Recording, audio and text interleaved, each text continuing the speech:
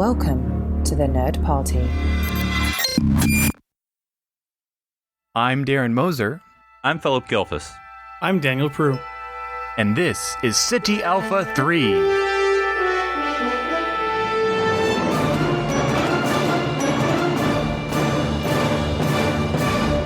Hello, and welcome to City Alpha 3, a Star Trek podcast here on the Nerd Party Network. I am Darren Moser, joined as always by my fellow Strandies, Philip and Daniel, in other time. Just time zone shenanigans here, because apparently the UK changes their time at a different time. Then they say it's the correct time, we say it's another time. Doesn't matter. But it all makes podcasting even more so the adventure. How are you doing, Philip? I'm doing good. I've been playing. No, just literally forgot the name of the game out of my head. Daniel, what's the new Star Trek game? The new Star Trek Infinite. That's it. So yeah, I've been playing Star Trek Infinite.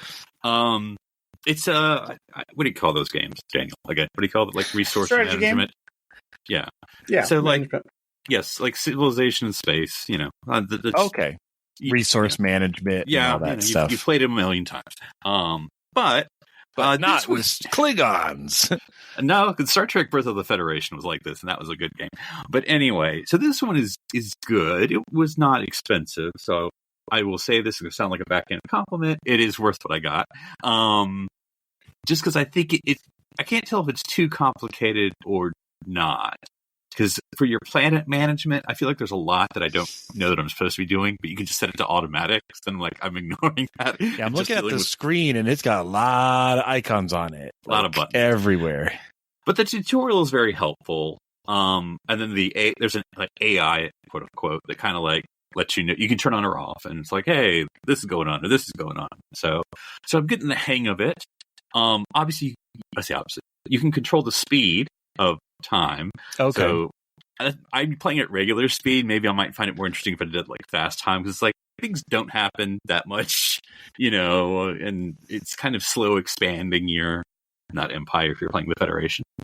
But you can play the usual biggies: Federation, Romulans, Klingons, Cardassians. And so yeah, no, it's like I said, it's a recommend because it's not crazy expensive. At least not so what I've bonus expansion of the Binars coming soon. It's going to be really riveting. So the graphics are good, not for what they offer. So yeah, I've been playing that. Been watching animated series, and then that's about it. Yeah, I've still been chewing through Resurgence, I think is the name. Yeah. So still tough choices that are really interesting to make. So just see, my girlfriend's really not happy with me right now. Oh no. We'll see how that goes. But I'm interested to see how this continues, and I still have no idea how far I am. So we'll keep pecking away at that until it's done, and then we'll chat about it. What about you, Daniel? Eat any good books lately? No, I haven't. But I am still watching Deep Space Nine, and we are in the midst of what's it called? Did you catch up to Mariner's episode when she was there? No, she hasn't showed up yet. Keep looking in the background, but I haven't seen her yet. The episode called Treachery, Faith, and the Great River, where Weyoun, one of the Weyoun clones, defects and gives all sorts of information to Odo, and they're being chased by the rest of them, and then we find out that the founders are sick. They're dying. It's no good. They don't have a lot of time, so they're not made of the tougher stuff like the new age changelings who just have superpowers after superpowers. I mean, we'll eventually learn that there's a reason they're sick, Daniel. I feel like you're glossing over the treachery of the Federation. You sound like that conspiracy guy on Lower Decks. They can blame the 10,000 years of no Federation. They contact the Federation. All of a sudden, they're sick. I'm just saying. Oh boy. Listen, you don't start something, there won't be nothing. So that's the problem. They're the ones that came to our side of the galaxy and, started pushing people around. I'm just saying. I mean, technically, we went to their side of the galaxy first, but All right. Well, I am poaching this week's topic from Philip, as he often has much better topic ideas than I do, Lamp.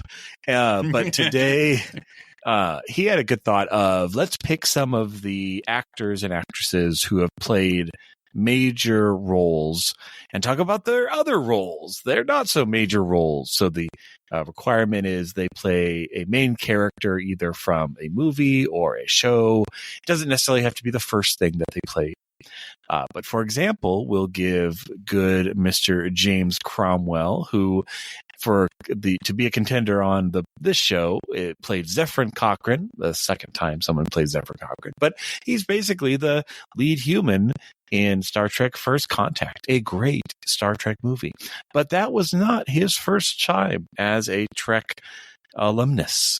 He knew how to push buttons. He knew how to say engage. He knew all of that. But he started off as Nyrok. Not as interesting a name, just going to say it.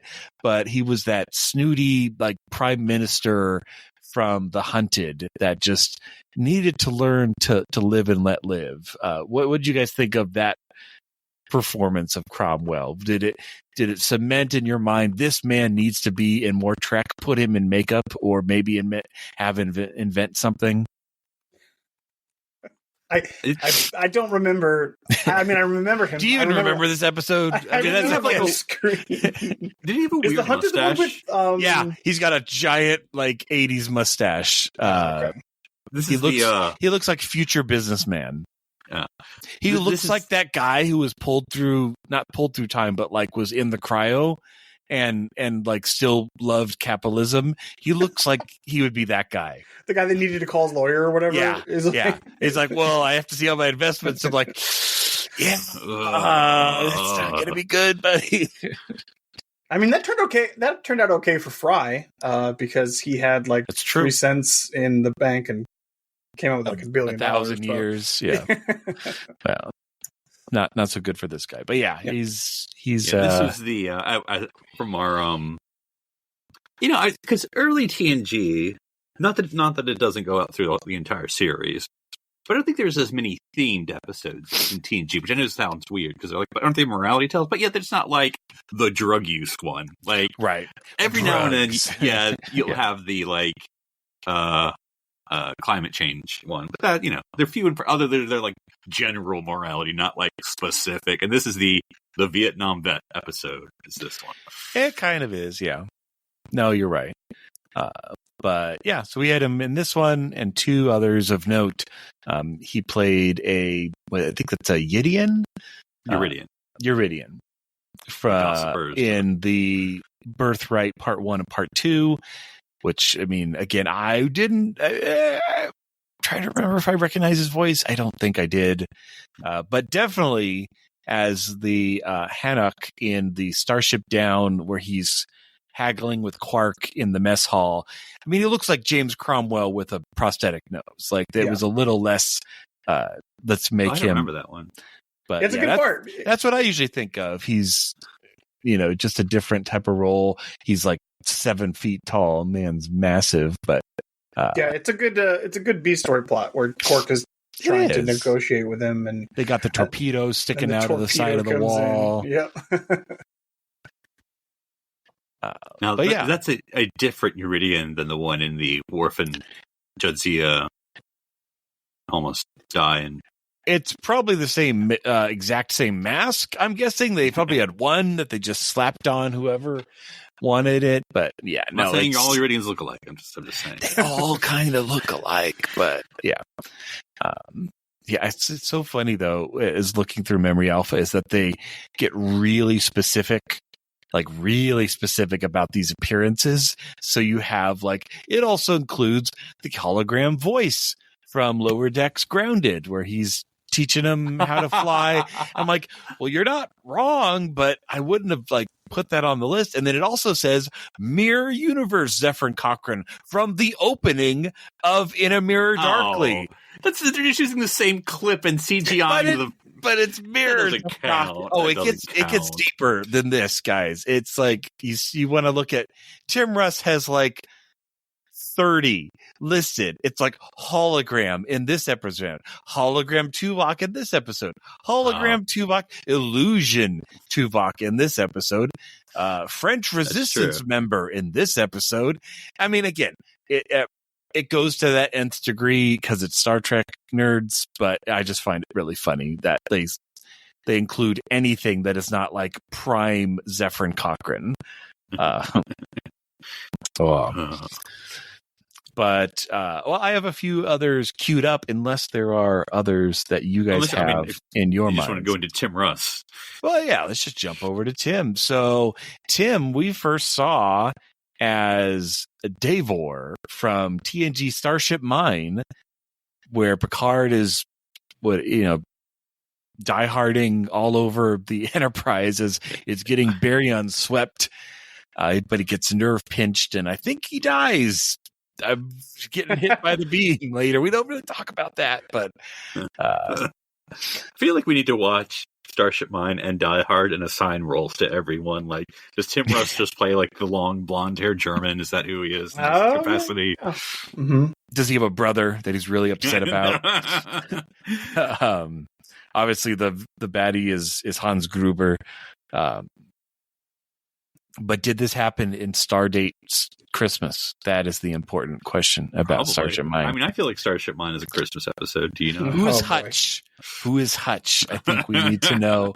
Oh, I know who Hutch is. Go ahead. He's what? Oh, why am I blanking on the name? Oh, I don't know the names. It's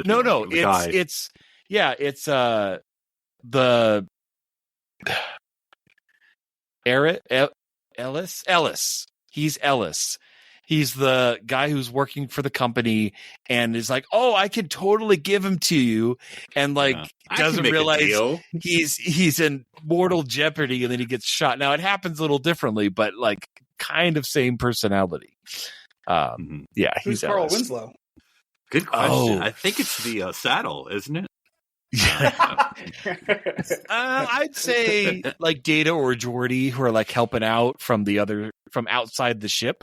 Gotcha. Data is the kid in the limousine. I think that's who Data. I don't know names. I know. It's on the tip of my tongue, but that's okay. We're going to keep moving. It's a Star Trek podcast, folks. We're going to keep moving on.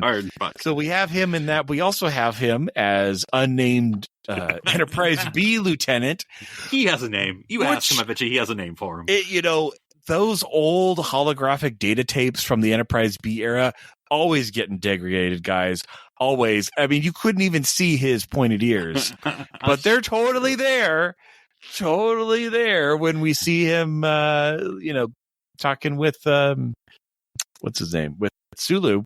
So, yeah, this is meant to be, or no, that would be the Excelsior. No.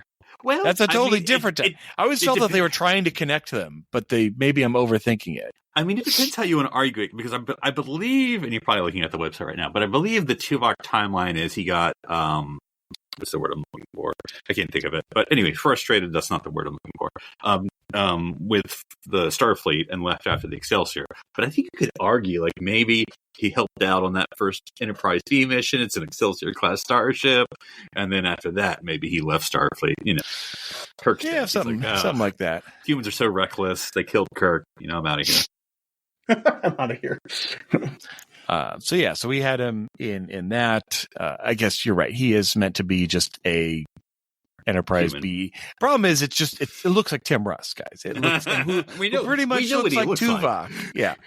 But he also, man, he hit the gambit. He was on TNG, Voyager, and DS9 as Takar in Invasive Procedures. He's a Klingon.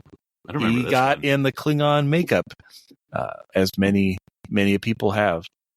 And we're not going to talk about illusions and mirrors and holograms and changeling Tuvoks from Picard. It's there. It's on the list. Hang on. Remind me. Somebody I know this is not the topic, but I completely forgot. He was a changeling in that episode, and they had Tuvok tied up somewhere? Yeah, Did that's they ever basically it. pick that back up? I don't know Did if he they was ever tied up, but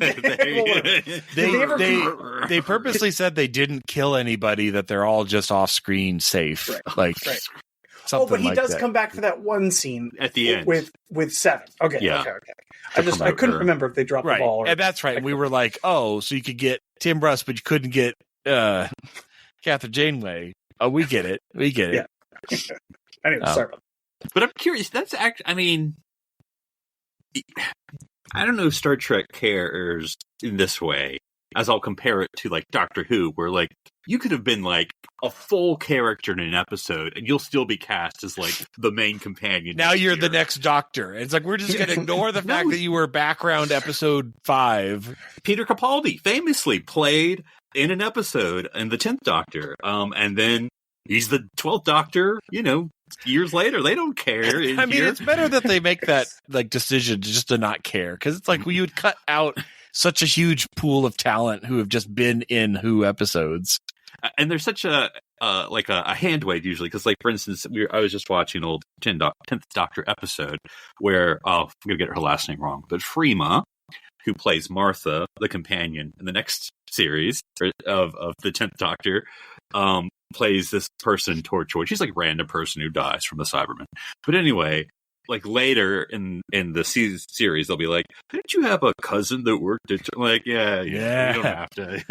But anyway, I think like here with Tim Russ or whatever, it's like that.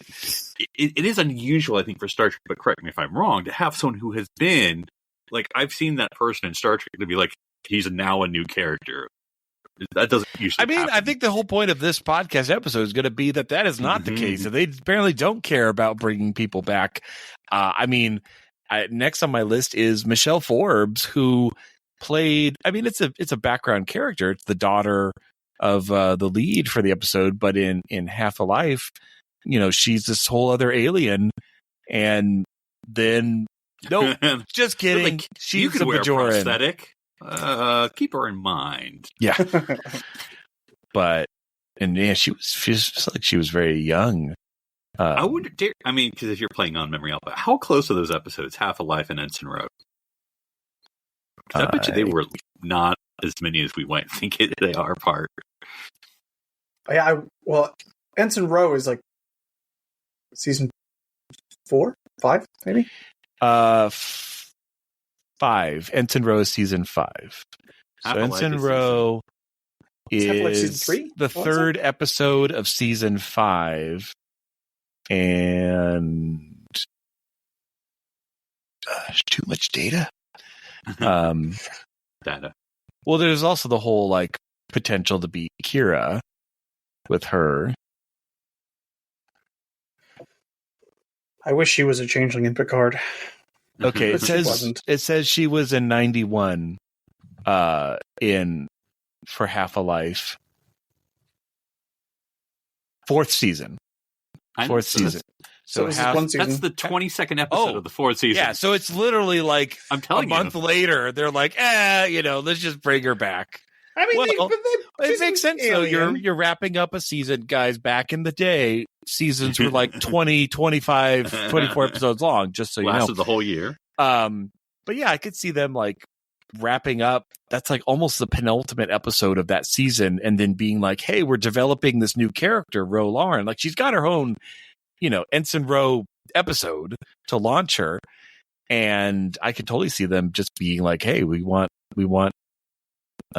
Michelle, and the rest is history. Interesting, because I'm not saying we don't know, but Ensign Ro isn't a one shot. It's like you're now a character on the ship, and she's part of setting up what would become DS9. Yeah, but you're literally going to be sitting in front of the camera from now on. It wasn't like Ensign Ro came, had she's a nice adventure, and left. 8 episodes of TNG. Yeah, which it feels like there's more, but it's only 8 for seasons 5, 6, and 7. She's only in, granted, because she leaves. Wow, that's weird. So she's, this feels like, it feels like there should be more. Like, she's in all these episodes in season 5, and then she's only in Rascals in season 6 and only in Preventive Strike in season 7. So that feels like after season 5, she kind of disappeared. She was at tactical school for a year. Yeah. Getting got promoted, I guess. Yeah, that's true. She's a big component of all her episodes, though, so that's why she feels like you can feel her presence. It's more like a Guinan. Like, Guinan is a regular, but when she shows up, it's for a Guinan episode. Yeah. Except for, of course, Rascals, where she probably only has one scene or two or whatever. I forget the setup for that. How did they explain those characters all being on the same mission? Remember. I'd have to watch that again. The captain, the bartender, the botanist, and in the observation lounge with the wrench. That's what it sounds like you're saying. So let's jump to your favorite Ferengi and mine, Armin Shimmerman. That's going to be a big one. Not even Last Outpost. He was also, I totally didn't even know this for the longest time, was the Betazoid gift box from Haven. Uncredited. I would go uncredited as that too. Just gonna say, I don't. He didn't come back to play it and for Lower Decks 2 weeks ago. It does not appear so. I don't think so. Yeah. That's a bit much. How long he had to lay on the transporter pad. Well, he's obviously sitting underneath it. Like they never moved the box. But we have him as Latek from the Last Outpost. And Shades of Grey stock footage as well. That doesn't count. It lists it right here. I think there's a difference between appearance, where you should get a check, and character appearance. Well, this is the character. Star Trek appearances. He also was in Peak Performance as Daemon Braktor. So Peak Performance, I don't remember the Ferengi being... Yes. Oh, I remember that. That's where they show up and they're like, "Why are you fighting? This is obviously a valuable ship. We will take it." So three separate Ferengi, huh? Oh, he's got another long list. Odd not to make him the same character, or did they just not remember? Like, I think they're trying to make people forget the Last Outpost as fast as possible. We'll see. Oh, yeah. But we also have Quark. We have Simulation Quark, Mirror Universe Quark, it's Quark Kira, Quark Illusion, Quark inhabited by Dax. Man, this list. See, Darren, this is Darren's pitch for the Playmates. It sounds like it. Just keep using toys. Like, the Quark is inhabited by Kira figure. Like, come on. So 20 of those. There's two interesting ones that I want to call out. We have Far Beyond the Stars. We also have him as Herbert. I'm listing the actors incorrect. It was an amazing episode. That's a different character. Yeah, it was most amazing for these characters because I was not surprised that every main character of DS9 also appeared in that episode. I was not, but I was amazed by what they really look like because often we didn't know what they look like. Like I remember being like, "That's J.G. Hertzler," like, "Oh my gosh!" Or when Casey Biggs walked in, I'm like, "What?" Or a Ducat. I mean, yeah. They also list him as Quark. From the holograms all the way down the very short trek that we just had. He was also in that. I mean, do you have Voyager Quark? Because he was in Caretaker? I mean, oh yeah, I forgot. Well, that would just count as Quark. A regular Quark. I'm sorry. Quark. All these other ones are so much subtle differences. It is apparently a thing. Someone had some free time. They went on Memory Alpha and dug deep. Now, I mean, I know, Philip, you said we should avoid Jeffrey Combs because he's literally like everybody. Well, I think this is the great debate. Who actually has the most? Because doesn't Vaughn Armstrong have more? No, I can't imagine anybody does at this point because they keep bringing him back. Like he's still coming back. I think Vaughn. So not counting mirror universe, all that jazz, holograms. So, Jeffrey Combs. We have Tyron from DS9's I'm going to stop reading titles. It doesn't matter. So he's an alien. He's Brunt. He's Wayun 4. Now, do we collapse all the Wayuns? Yes, you just say Wayun. Okay, Wayun. He also was in Far Beyond the Stars. That's right. He was, oh man, if we're taking out Wayun, it's going pretty fast. He was also a Holosuite guest in What You Leave Behind, uncredited. Oh, that makes sense. Okay, yeah. He was an alien with the little mustache, Pennick in Voyager. That's the fighting game, Tuskasuke. Yeah. And he was Shran. He was another Ferengi in Acquisition in Enterprise. And he's also Agimus in Lower Decks. How many characters is that? If we're counting Wayans as one, how many characters?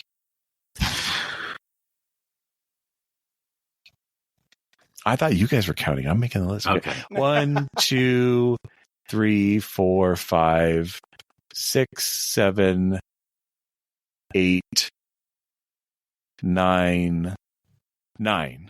Okay, I have 12 for Vaughn Armstrong. So let me I'll look go ahead. up.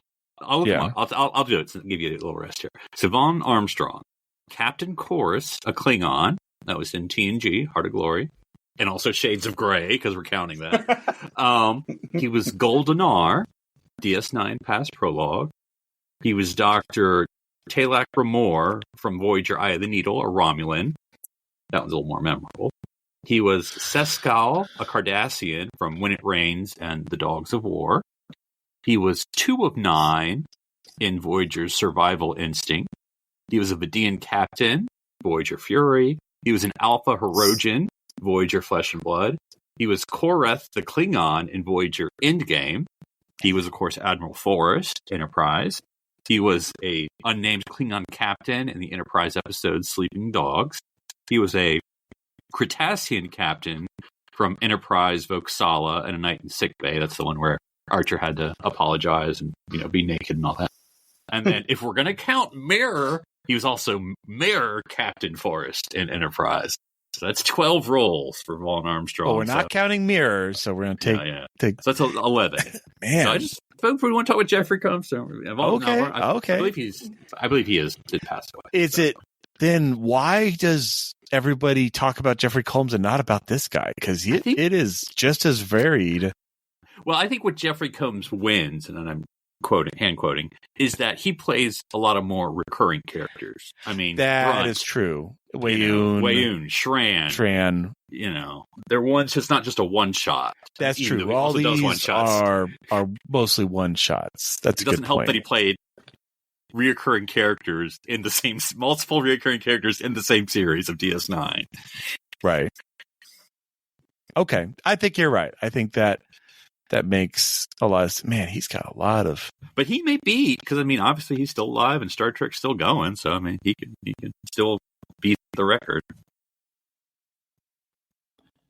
Yeah, we don't bring characters back anymore. What are you talking about? They just when they die, they die. But he's playing the evil computer twice in Lower Decks. I didn't realize he was in the Hearts of Glory / Shades of Grey Klingon. It says it right here, Daniel. Did you know Riker played Commander Riker throughout TNG as well as in the Shades of Grey episode? That's right. That's exactly right. It's something got me. Did she also appear in Shades of Grey after she died? Did we count that? She did. We've talked about this. No, that's a good point. I did not realize though that he was Vidian. He's been a lot of. I can usually recognize him. Some I cannot, though. Especially with all the makeup. I didn't know he was the Klingon in Endgame. It's a very small part, but still, I thought I would recognize him, but I didn't. He's Korath, yeah. In Endgame. Why was there a Klingon in Endgame? Remember when they're the ones who gave the time She steals travel. The time travel. They had the time crystals from the planet. Daniel, we've talked about you. Klingons are your time crystals experts. Yeah. Look, Daniel, I don't know what century you're from. You wouldn't think time crystals are at the drugstore where you are, but in our time, you go to the Klingons. Oh boy. Okay. Yeah. No, he's had a Now, why did I think that Maxwell? Okay, because Maxwell Forrest is a main character. Yeah. Why did I think that? Is the name Forrest? I thought something was connected to like someone in production, and I'm trying to misremember. I thought the name Forrest Kelly. Ooh, that's a good one. Maybe I like it. I thought maybe it's another. Who's the other admiral? There was like one or two admirals in Enterprise but I thought Admiral the name. Well, no, he was the only admiral. Then he died. Oh, okay. Spoilers. Okay. No, you're right. Yeah. The name Forrest was named after DeForest Kelly from the TOS. Now, McCoy was in TOS. He was also in the TOS movies and in an episode of TNG. Oh, jeez, gosh. So, actually, he might have been shown during Shades of Grey as well. Riker, remember the time you told Data to go meet the admiral? The pain. Man, maybe we should watch Shades of Grey and no, do an episode on it. You mean a rewatch of or a flashback of season 1 and 2? I know, it's a rewatch of a rewatch. Well, I'm just saying because I assume you guys do the same thing and either skip the episode entirely or just skip through all the scenes. No. But it has been, I can't even imagine how long it's been since I've watched that. I usually skip through the scenes because the A plot is actually kind of interesting with the Thorn and all that stuff. But yeah, the B plot, or I guess the coupled to the A plot, it's a clip show, guys. Yeah, it's a clip show. Strikes happen, folks. This is what happens when strikes happen. Next time I'm hosting, we're going to be doing a Shades of Grey review. No, what you're going to be doing is what would the season 2 DS9 Shades of Grey look like? Oh man! Or since we're still in a strike right now, we could do Shades of Grey for Captain Pike. I can't remember the name of the show. Strange New Worlds. Strange New Worlds, yeah. Oh yeah. Mm-hmm. And Discovery, but we haven't watched Discovery in a while. Well, and did you know that Anson Mount played Captain Pike on Discovery as well as? Okay, yeah. Okay, so those are the main ones that I could think Michael of Dorn. off the top of my head. Michael. Okay, so is it just Colonel Worf? Yeah. Oh, I'm sorry. That episode's not big enough for you, Darren. Maybe if it was in Shades of Grey, it would be more. It's not an episode. It's a movie. Wait, I thought a prerequisite was they had to have done something smaller before their role. No, we didn't. Okay. We purposely said that they didn't have to have done something smaller because it's like they're like Worf, like that's his first role, and then because Renee Illusion Worf. Oh, also he was Willie in Far Beyond the Stars. Great player. He played baseball. It was very new. He was an alien in Tears of the Prophet, basically a prophet being Worf. Oh God! Are we gonna do every prophet experience? Then we got our man Bashir. That's right. No, that's definitely a different character. It's Duchamps. Illusion Worf from Eye of the Beholder. There's all sorts of crazy Karate Action Worf from when he's on the Skeletor fighting Worf. Is he actually? Not that I do this in Star Trek 6 credits. What is he listed at? Is he listed as Colonel Worf, or we just made that up? That is his name. No, I know it says Colonel. It says Colonel Worf. The judge calls him that. Okay. Yeah. So I always thought that was so weird. Do you feel your great-great-great-grandson will be in Starfleet? Like, why would you talk about that? Stupid. Don't stop having actors play their own family. Yeah, we're going to do a whole episode just about that. So we probably already did. The House of Worf? Why is it named the House of Moog? Because that's Does it change every time? I don't know. I don't know, right? Because the Duras family, well, they all named all their kids Duras for every generation. So yeah. Because in Enterprise, I think he was Duras, and then. Well, okay, so are we counting Brent Spiner? It's all his family. It's like, ugh, no, we're not going to. No, if we're going to just do Fistful of Datas alone, I think we're going to have trouble. Well, okay, so I'm trying to think because yes, his family, but I think it does count because they were. Well, of course, he is a different character. It's. But like you have Enterprise, and you have Picard, That's true. That's true. I mean, they weren't just there for a second. They were in several episodes, like it or not, Not. I choose not. Yeah, gosh. Oh, man. So we got Data. Ira Graves in the body of Data. Man, this list. I had that figure. Did you not get that figure? Let me go get it. Nanites in the body of Data. This happened a lot. He was possessed a lot. I mean, power play. He was possessed then, wasn't he? Yeah, Friar Tuck. Oh, technically true. No, he's playing a role inside the show at that point. That doesn't. He played Prospero in the holodeck for 5 seconds. Bandito, Henchman, Eli, and Frank, all from Fistful of Datas. Hero, Sheriff. Masaka from Masks. That does not count. Possession does not count as a different character. Possession's 9/10 of it is 9/10 of the character. So then we have Lore, Noonien Singh, Noonien Singh young, Noonien Singh kind of older, B4. Hold on, is that literally how it's listed? No, it's not. It's not. I would love young Noonien Singh, not as young Noonien Singh. Noonien Singh is Noonien I know exactly Singh. what you're talking about. Young Noonien Singh is from Birthright, which is an illusion. Yeah. Slightly older Noonien Singh is the hologram from Inheritance. Yeah. Then we have B4, Eric Sung. That's from Enterprise. Enterprise. From the Enterprise. That's when he switches from Alton Soon. That's from Picard. Adam Soon. Picard. Which is Picard, but that's the That's because they killed the other one. Yeah. Well, they had to bring him back again. That's the evil, I'm going to take over the world soon. See, I think, anyway, this is a different discussion. Well, no, it's this discussion. And then there's also one last one. There's Alton Soong, who is the descendant of Adam, but he's in the Nazi Picard timeline. So when they're talking about whatever name the day they gave that, Federation Day, he has this holo projection where he's my ancestor clawed us out of the ruin. So that's also played by him, but that's not Adam Soon because he would have been dead by then because it's in our time. And we also have Daystrom Android M510. What was that in? That's Picard. That's technically the body of. Because remember, Data blew up. Oh, gotcha. Data blew it up. I don't know if you've seen Nemesis in a while, spoilers, Daniel, but I didn't. I just completely forgot about that scene in Picard. So, well, you see, it would have been. What do you mean scene? It's listed as 5 episodes. Anytime you see him, but I know what you mean. It couldn't be 5 episodes. It's only a 10-episode long series.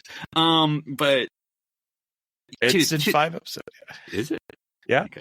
The Bounty, Dominion, Surrender, Vox, and The Last Generation. Oh, boy. Because 2 things. One, I've said this before, so I'm not going to repeat it. I am going to repeat it, but I'm going to get into it. They shouldn't have called him Data because it's confusing, A.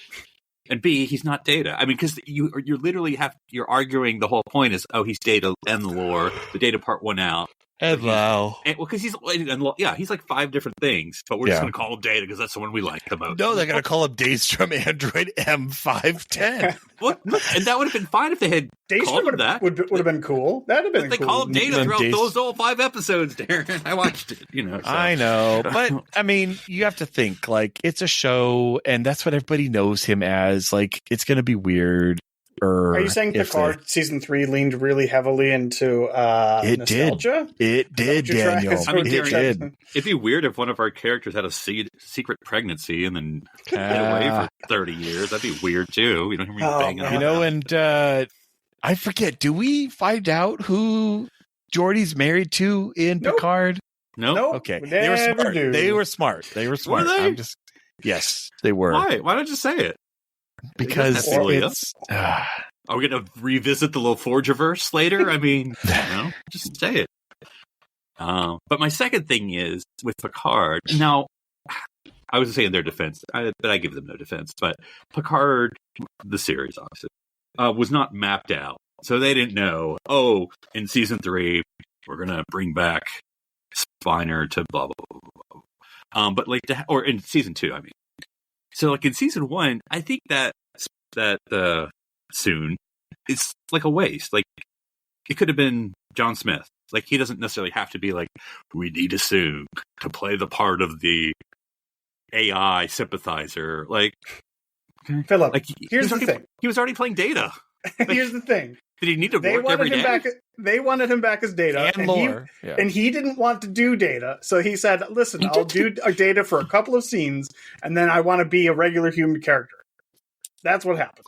Because he's sick of season 2, I would be... And in season 3, I'll wear some of the makeup, but not a lot of it. Yeah. Yeah. I mean... You could almost say it was a mistake to bring Data back at all in the first place. But that was their whole idea that they had going into season 1, so that's what we went with. Yeah, I don't hate it. I mean, I wish they knew how to do makeup. But other than that, I don't hate the goodbye we never got. Because that's a better goodbye scene than, like, I'm pressing the button and the warbird blows up, you know. Yeah, I mean, the one scene, sure. I don't know if we needed 10 episodes before and after the 10 I did, episodes like, that the we got. opening scene's kind of cool with on them forward, wearing the wrong uniform. We won't go into it. But, so. No, it's Data's daughter. Don't you get it? Don't you get it? Remember when she was a character? Daughter? But whatever happened to her? They just she's hanging out with no, the other one. Oh, yeah. She wasn't in season 3. Yeah. She in the first episode. Remember, she showed up in 2 seconds in season 2. In season 2, right. at the very beginning. Like, bye guys. Yeah. And we're all like, oh, I guess she's not a main character anymore. There she goes. Yeah. No, she's hanging out with Romulans, Picard's Romulan girlfriend in season 3 the whole time. Laris. Her and Laris are hanging out the whole time. Season 3. They're like, so this is where we go and hang out when we're not part of the main story, right? Yep. This is where we go to be forgotten. This is where we go. This is where pivotal characters to an entire season go to retire. Remember this character who the entire season orbited for the entire one? Yeah, well, so we also have Robert Duncan McNeil, who plays Nick Locarno and a plate. And Nick Locarno again, as well as Tom Paris. So that's I feel like that's more the spirit of this discussion than Data is, just had a minor role in another episode and then became a series lead with a different name for some reason. But hey, we know the reason. I'm kind of surprised that they went back to the same name and they're like, wait, so did that guy die so we don't have to pay him anymore? I know, right? Or like, why are we going back to why are we specifically calling out that Nick Locarno is a different person now? Well, because doing it for an episode or 2 probably is much cheaper than 7 years of a character. That is true. Interesting. Because I think the deal was they would have to pay the writer of that original episode for every episode that he subsequently appeared in. So that's a lot. But if you're only doing 1 or 2 episodes here, like they'll probably kill him off after this, I assume. Darren, that's a legitimate question that I'm scratching my head about. If that was the real reason, and we assume it is, why can't they do it now? Now, Dan, I'm not saying no to you, but I'm saying, Daniel is a plausible answer for if it's an episode or 2, it's totally different than us. Because again, this is back in the era when like Star Trek went 7 years. So that's a lot of episodes.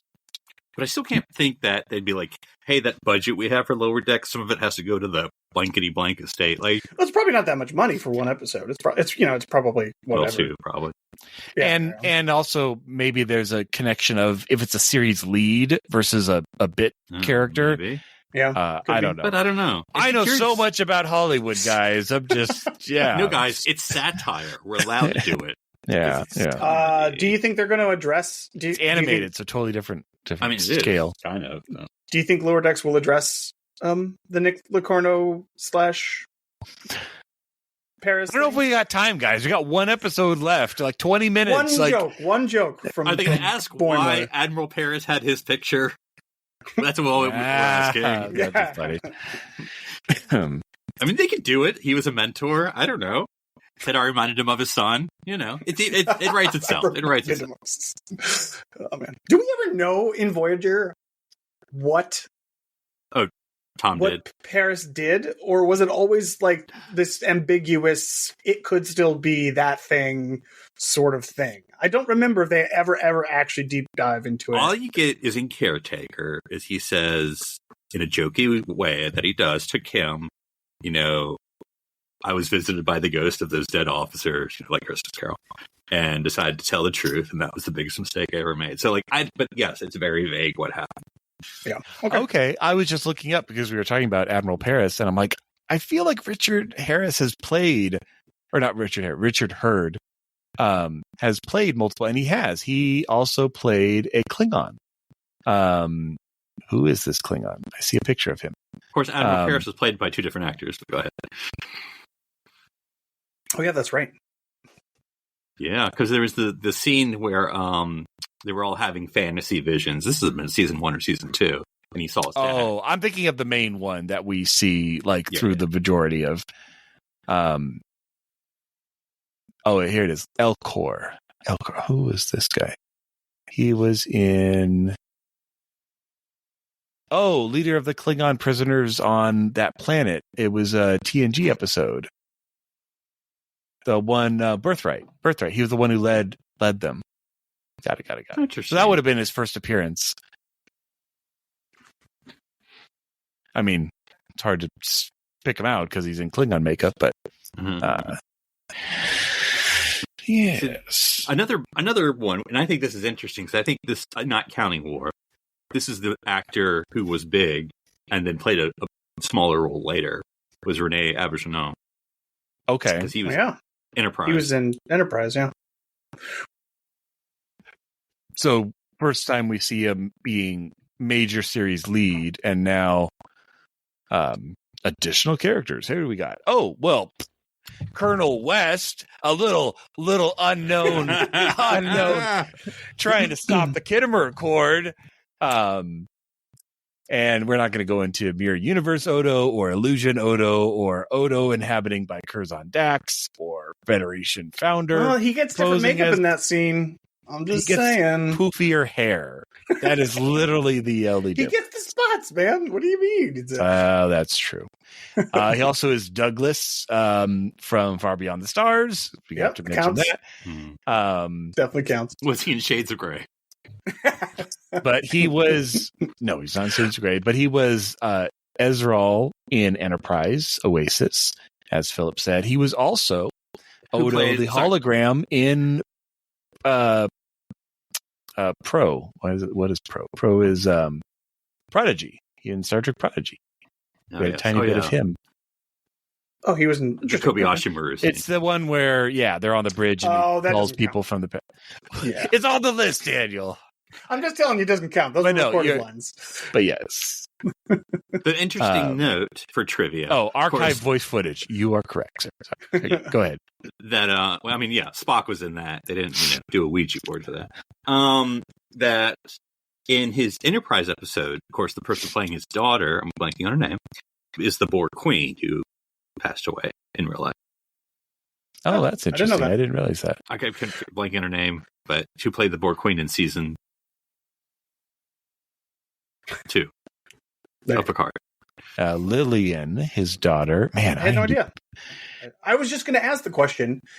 I feel like maybe they went out of the way not to do this, but are there any classical Star Trek people who have been in different roles in the new stuff? I don't think they brought anybody in Discovery or... Scotty also appeared in... No. Wait, so what do you say, Daniel? People who... somebody that we would know, that we'd recognize. Yes, of course, yes. We haven't talked... Darren, you brought her up on the chat. Diana Mulder. Oh, yes, that is true. So Pulaski was also a character in TOS, just in two characters in TOS. Yeah. That's how bad they were. That's not what I meant, but that's fine. We're not going to notice that. She was much younger then, though.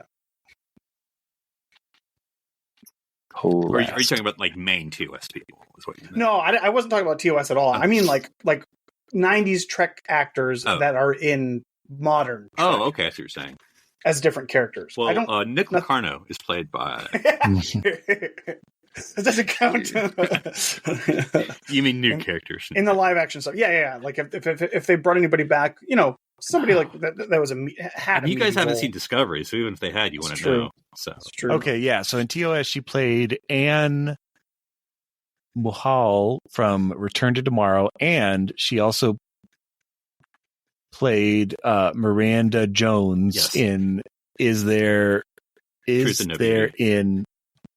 Truth No Beauty. Gosh, that's hard to say. The first name is she played like this is vague in my head, but she played I think like a random lieutenant. Yeah. I forget that episode exactly, but anyway, the second one, she was the one who the Prodigy Zero, like the Medusans. That was this episode that introduced the Medusans. So she was the one who had like the glass special or whatever. She's the only one who could deal with the Medusans. The first one, Return to Tomorrow, says 3 survivors from a race that died 500,000 years ago borrow the bodies of Enterprise crew members so that they can build android bodies for themselves. Yeah.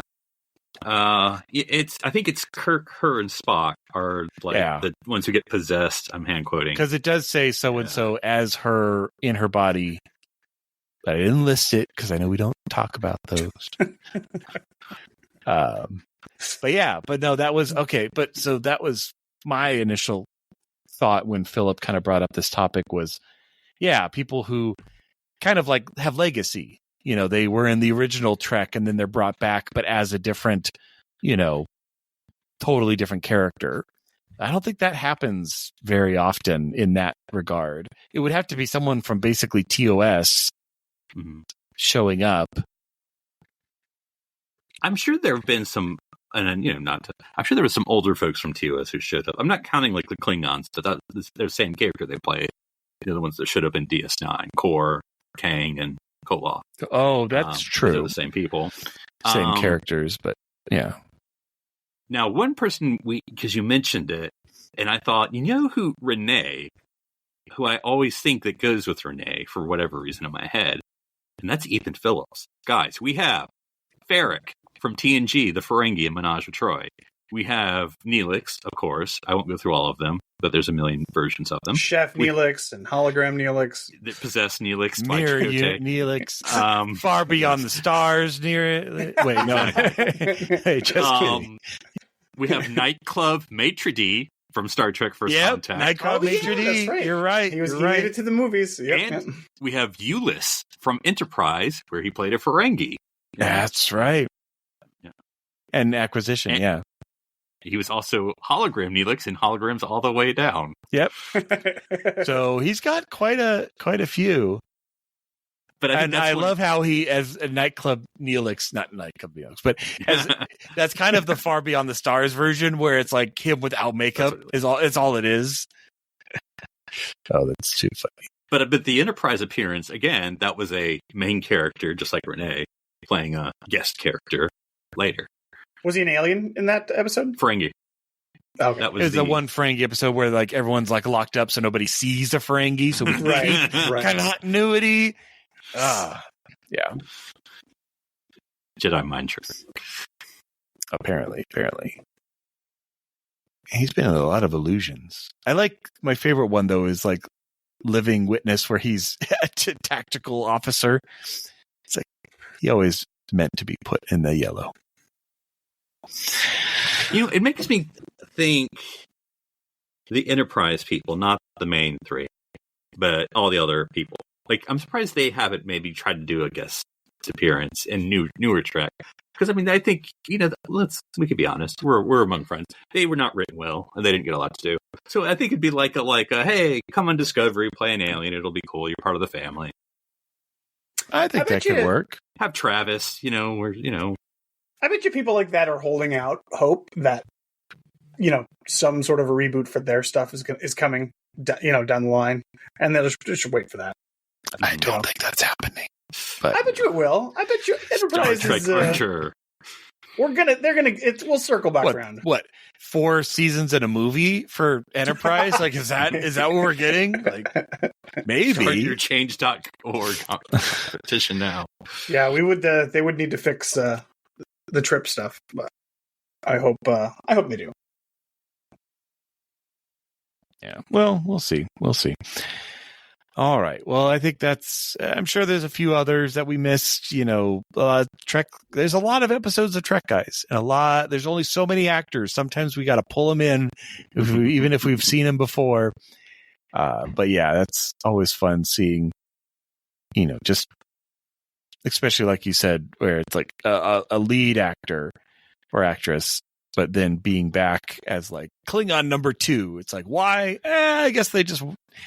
They had a mortgage payment or something they needed to simple out.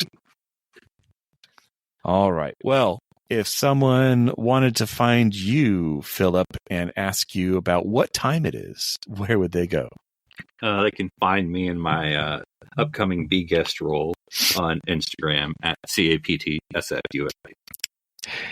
And Daniel, if someone wanted to talk to you about data, just plain, simple data, where would they find you? They can find me at OneUpDan. That's the number 1, not the word. And if someone wanted to talk to me about Colonel Worf, the glory years, they could find me at drsci-fi.com, DRSCIFI. Well, I'm Darren Moser. I'm Philip Gilfus. I'm Daniel Prue. Stranded here, reminiscing about actors on City Alpha 3.